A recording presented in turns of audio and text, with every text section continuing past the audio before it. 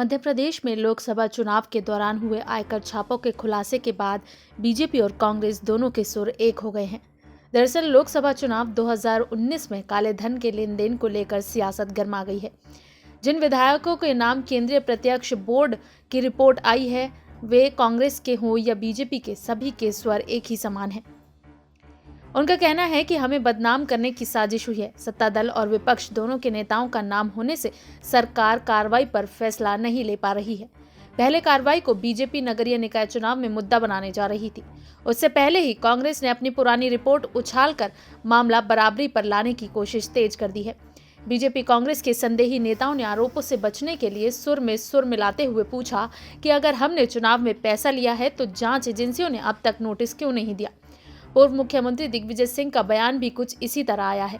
इसको लेकर सरकार भी मुश्किल में पड़ गई है।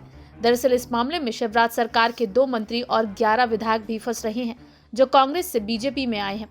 सीबीडीटी की रिपोर्ट में तत्कालीन कमलनाथ सरकार के मंत्री सहित 64 विधायकों के नाम हैं। इनमें से 13 विधायक रिपोर्ट आने से पहले बीजेपी का दामन थाम चुके हैं। पार्टी बदलने के बाद भी उनके सुर भी रिपोर्ट को लेकर कांग्रेस जैसे ही हैं। इस रिपोर्ट में सीधे तौर पर पूर्व मुख्यमंत्री कमलनाथ का नाम नहीं है, लेकिन दिग्विजय सिंह पर लोकसभा चुनाव में 90 लाख रुपए मिलने का आरोप है। इस पर सफाई देने के लिए दिग्विजय सिंह ने शनिवार को प्रेस कॉन्फ्रेंस बुलाई थी। उन्होंने कहा कि हर तरह की जांच के लिए तैयार हूं। साथ ही सवाल खड़ा किया कि ये कैसी जांच है, अभी तक मुझे एक भी नोटिस देकर बयान नहीं लिए गए।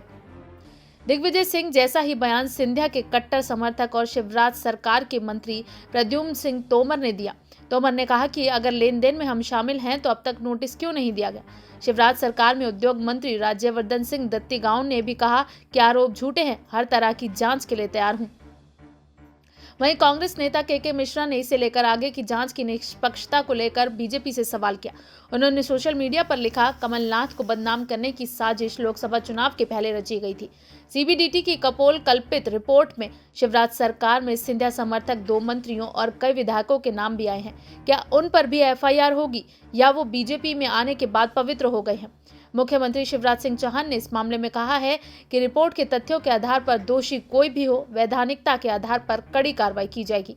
बीजेपी प्रदेश अध्यक्ष वीडी शर्मा ने कहा कि कमलनाथ के गोरख धंधों की वजह से ही इन नेताओं ने कांग्रेस छोड़ी है। इस मामले में कोई भी लिप्त क्यों ना हो, कानून अपना काम करेगा।